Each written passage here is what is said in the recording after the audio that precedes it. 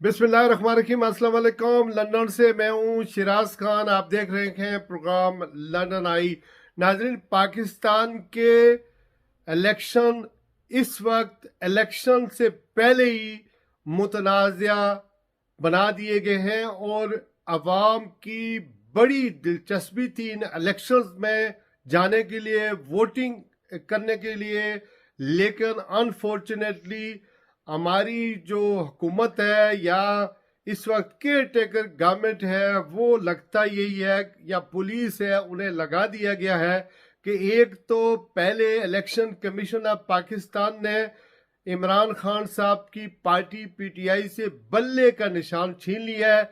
एक शख्स जिसने इतनी तवील जिद्दोजहद की और अपना एक मकाम इंटरनेशनल सतह पर बल्ले की वजह से बनाया, यानी वो पहले खिलाड़ी था, खिलाड़ी बनकर बल्ले से उसने अपना एक नाम बनाया।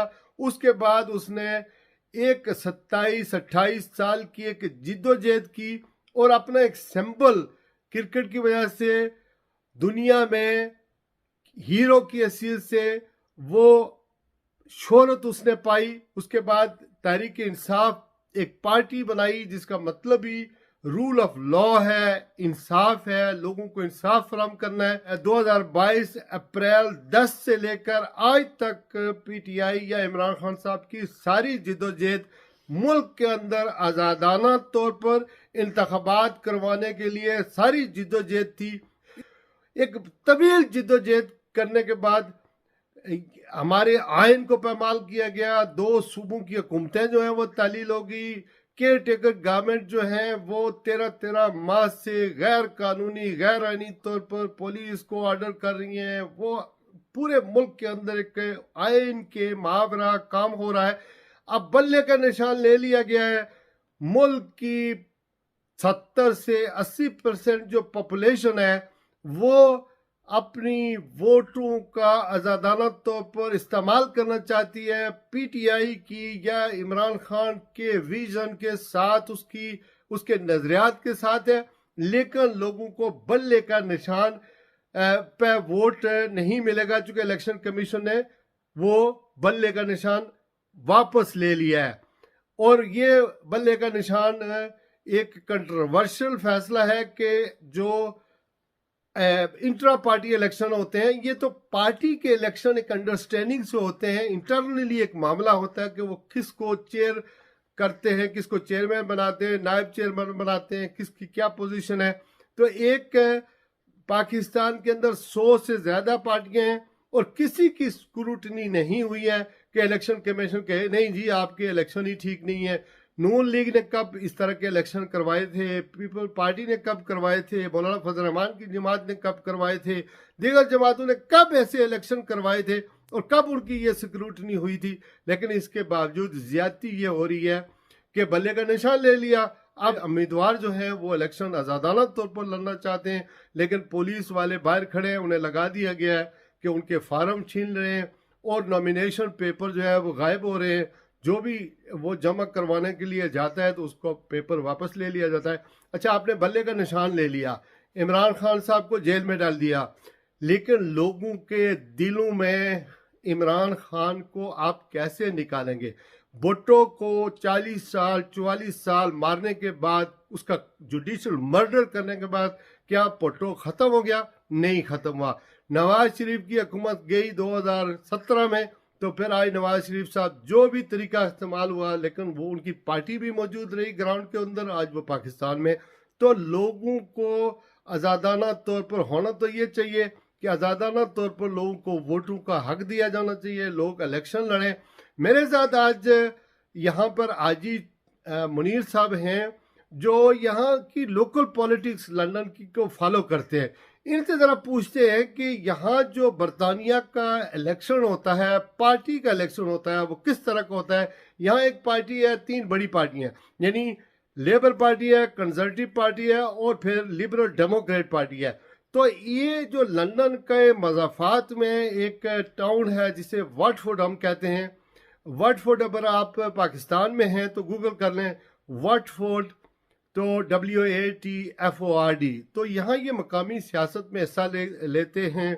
ये वाइस चेयरमैन इस पार्टी के इलेक्शन करवाते रहे हैं इंटरनली, और फिर इलेक्शन वाले दिन ये अक्सर अपनी पार्टी की तरफ से जो इलेक्शन के जो नुमाइंदे होते हैं यानी कि वो भी मॉनिटर करते हैं, कंपेन चलाते हैं, पोलिंग एजेंट होते हैं, तो इनसे ज़रा बात करते हैं कि यहाँ पर जो इलेक्शन होते हैं वो किस तरह होते हैं और पाकिस्तान के इलेक्शन जो है जिस तरह हो रहे हैं, अगर ऐसे इलेक्शन आपने करवाने हैं तो क्या पाकिस्तान के इलेक्शन को दुनिया मानेगी, बाहर के लोग मानेंगे? और इलेक्शन का ये तरीकाकार अगर जो पाकिस्तान में अडॉप्ट किया जा रहा है, मेरी तो खबर ये है कि इलेक्शन के नॉमिनेशन पेपर जो है जिन जिन लोग जो लोग पीटीआई के हैं वो ऑब्वियसली रिजेक्ट हो जाएंगे, और अगर रिजेक्ट ना भी हुआ तो इनको ये पता चला कि ये पीटीआई का उम्मीदवार है, आज़ादाना तौर पर लड़ रहा है, इसकी अंडरस्टैंडिंग है, तो आने वाले दिनों में जिस दिन पोलिंग होगी लोगों को मार कर भगा कर वोटें नहीं दिलवाई जाएंगी।